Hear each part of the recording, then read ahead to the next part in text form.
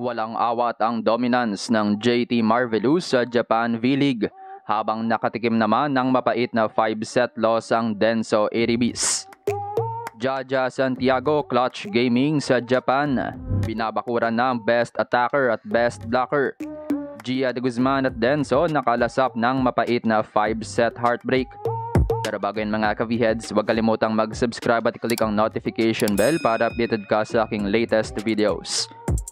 Patuloy na umaarangkada ang koponan ni Jaja Santiago sa Japan V-League, scoring 13 straight wins. Undefeated pa nga rin ang JT Marvelous matapos talunin ng Ageo Medics ang dating koponan ni Jaja in 4 sets, 24-26, 25-22, 25-20 at 25-20. Hindi magandang gising ng JT sa umpisa ng game with an early 5-point deficit, 8-13.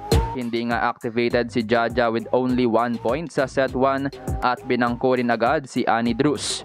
Nakahabol ang JT at nakalamang sa dulo pero sunod-sunod na crucial errors ang pinakawalan ng koponan, giving up set 1 24-26.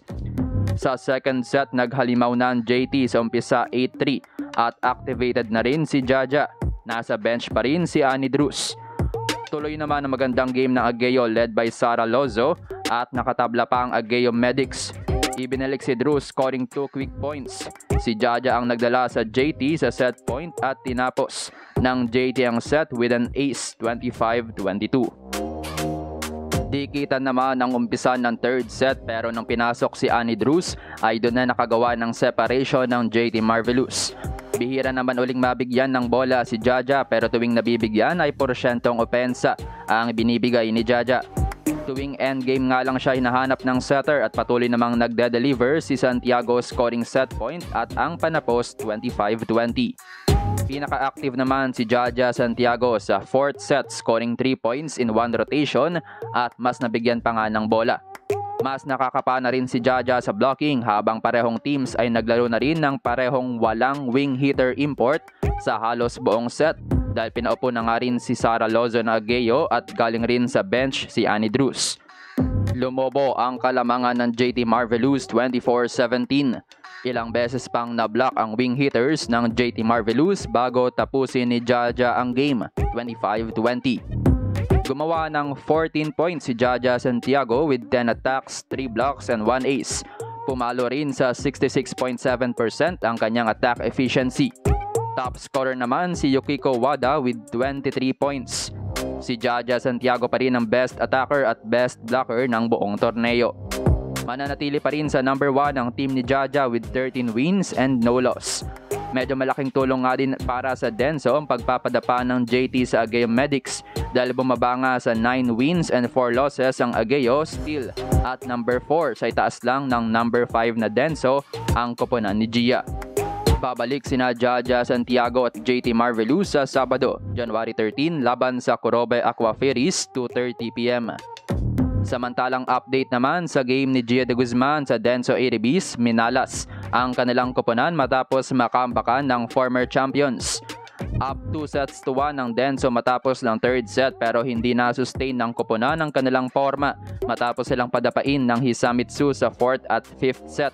Naputol ang winning streak ng Denso after losing in 5 sets, 25-21, 22-25, 25-23, 22-25 at 7-15.